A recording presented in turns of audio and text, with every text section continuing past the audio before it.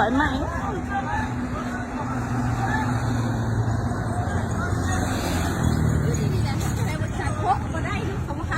ฮะโทรอีกดูโทรอีก1190มาแล้ว1190ถึงแล้วโทรอีกดูโทรแล้วเอาน้ำของพี่สาวน้ำโอ้ค่ะมาดูบ้างแจ็คเขาบ้างอะไรเด็กคุณแม่ข้างในค่ะมาจะใส่ไหมมาจะใส่คนเขาในเคยก็จาน5นั่นเนี่ยเขาไปซื้อเลยไปแล้วก็จริงนานจริงมาดับเลยไล่สดแม่ยัง1190ยังไม่โทรห้ามสายเลยน่ะโทรแล้วบ่ครับโทรหลายคนเลยโบโทรหลายคนมันต่ำกันนี่เดี๋ยวมันไม่อย่างหันเนี่ยไม่อยู่หันอันนี้มันเขาเฮ็ดนี่อย่างเรียกเขานะอันนี้น่ะ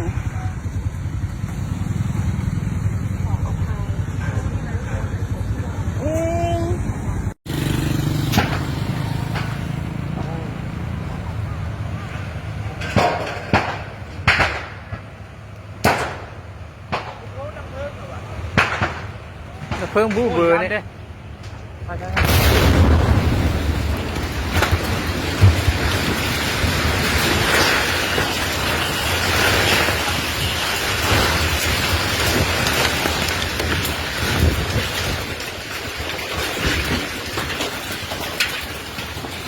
่นี่ชอบบุหรี่กันบุหรี่กัน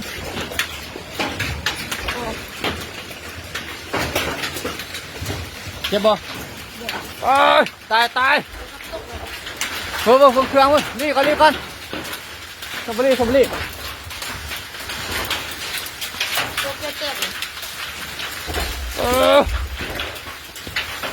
นี่เลย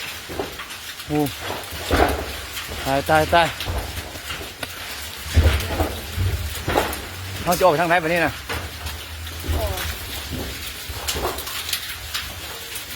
โอ้ย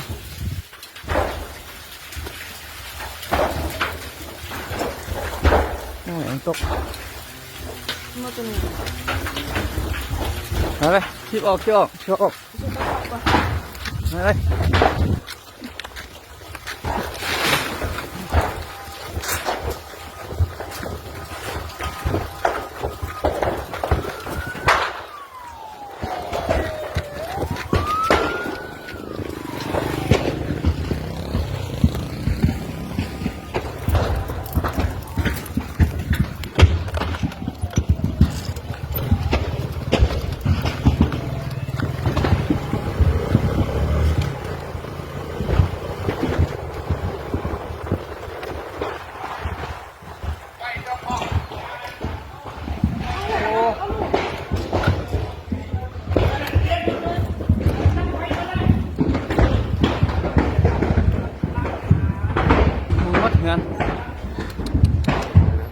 พอดีอยู่หันโอ้ระเบิดนับเอาน้ำมันต้องมาเพื่อนมันมดนับเอาน้ำมันโคเนี่ยมีต้องมาอ๋อหมุนมด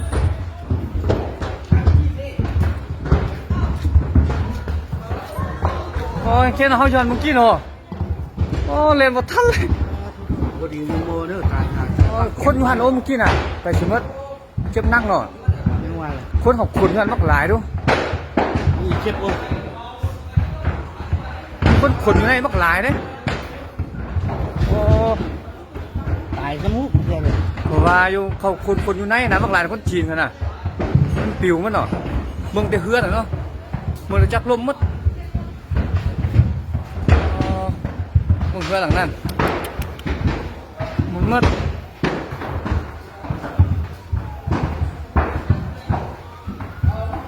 มีเหมียวอยู่ในวะ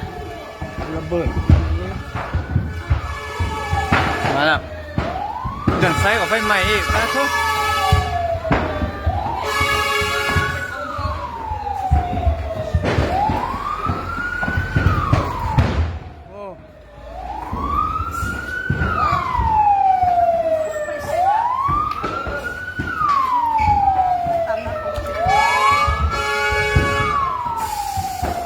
ฮัลโหล งานใหญ่เลยเนอะนี่นะ เฮ้ยมันไม่อันเรื่องนั้นป้าผู้จันเขาก็ต้องให้ลูกให้หลานออกมาเด้อระเบิดเขามีแฮงเด้อ งานมันนะ โอ้ค่อยก็อยู่นี่แหละแตกเมื่อเฮือนประเทิงเฮือนประเทศเขานี่น่ะ อ๋อมัด เพื่ออะไรไม่พอดก็เพื่อมุนหมด เกี่ยวหมุนมัดเลยเนาะ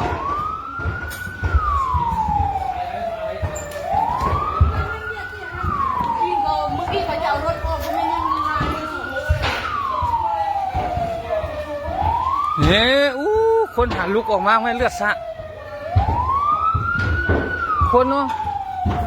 นี่ลุกออกมากองไฟอ่ะนี่เลือดปู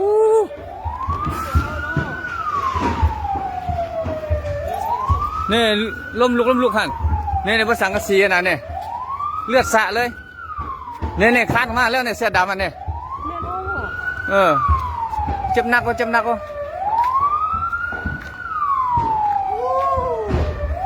ุกหนาอยู่ไหนอะน่ะ มึงดูออกมามึงดูอู้ไฟไหม้หมดเลยอู้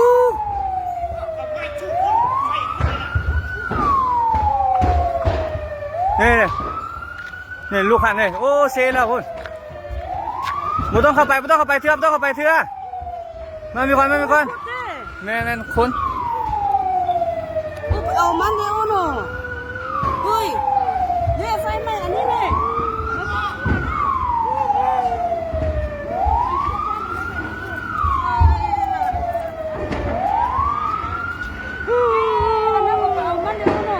เขาบอกกล้าเข้าไปว่ายังระเบิดอยู่เนี่ยลูกหันเฮ้ยเข้าไปในไฟแล้ว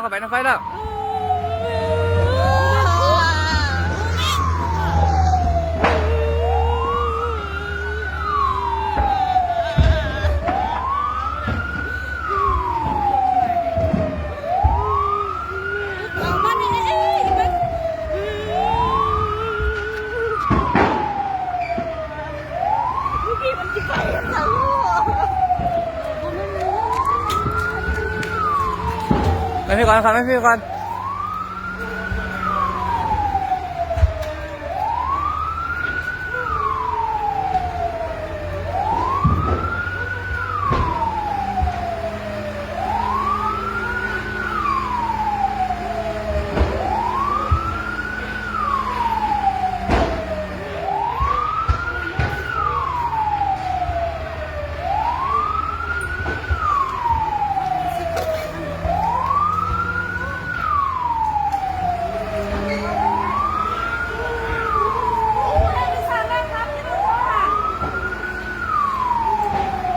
เนี่ยเขากำลังไปช่วยออกมา รั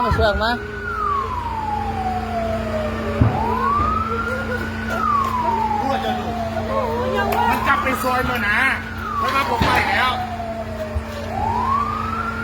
เอาเฮ้ย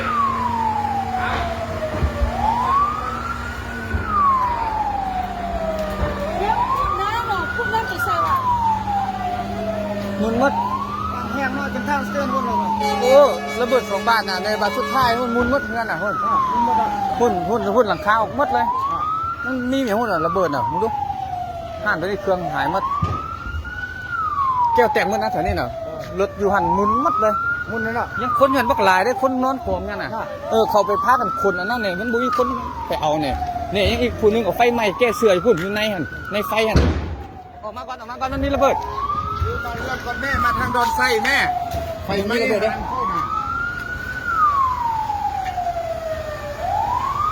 โอ้เกี่ยวมันไม่ได้นี่มันเต็มมันเถื่อนอ่ะ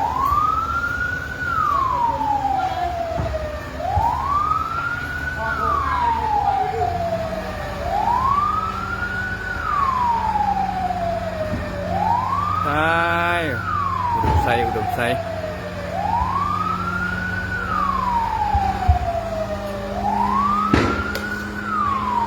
เงินหมุนมัด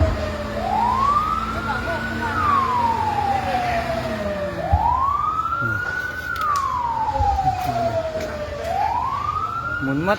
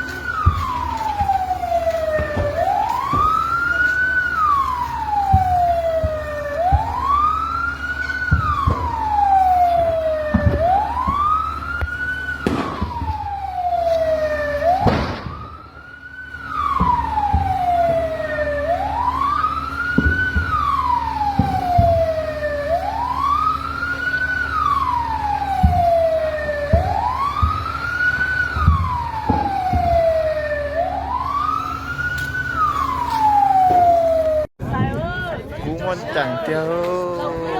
หัวตากูดมใส่เด้อของเราดมใส่เด้อนั่นน่ะมีเราหันสัวมัวเช่นะกูมันจังเจียวไอ้ตัวใจใช้จ่าตัวต่อรับเบอร์แต่ตุกเกียน่ะใช่ซาแต่เจน้อยเย็นจงมันยอง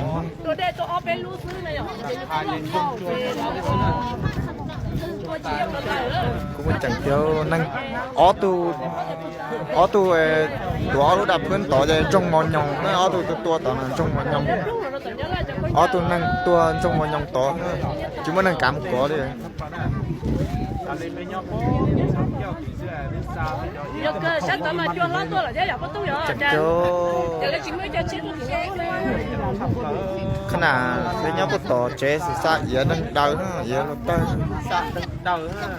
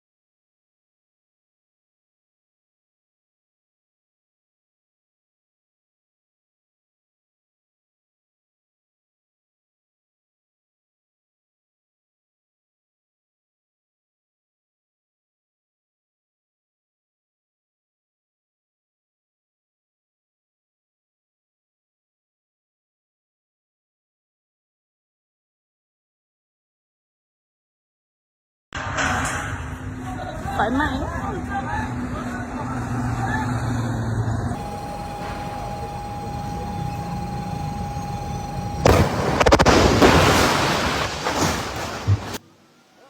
เวลาประมาณ 10 โมงของวันที่ 14 กุมภาพันธ์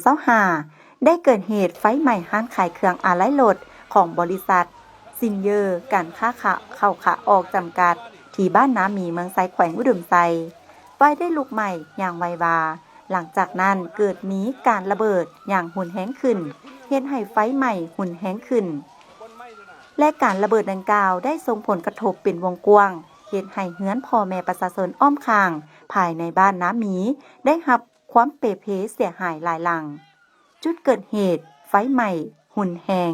เห็นให้เจ้าหน้าที่ตำรวจมอดไฟส่วนจุดเกิดเหตุได้ไหม้หุนแหงเจ้าหน้าที่ตำรวจมอดไฟทหารและหน่วยกู้ภัยและภาคส่วนอื่นๆได้เข้าช่วยเหลืออย่างรีบด่วนซึ่งใช้เวลาในการมอดไฟเป็นเวลา3 ชั่วโมงกว่าไฟจึงดับมอดลงซึ่งผลเสียหายในเบื้องต้นไฟไหม้บรรดาน้ำมันเครื่องอะไหล่รวมทั้งรถใหญ่หลายคัน